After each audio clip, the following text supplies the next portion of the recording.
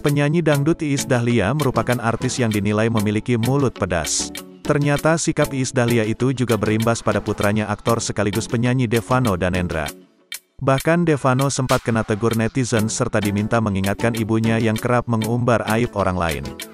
Menanggapi hal itu, remaja berusia 18 tahun itu pun buka suara melalui Instagram Story.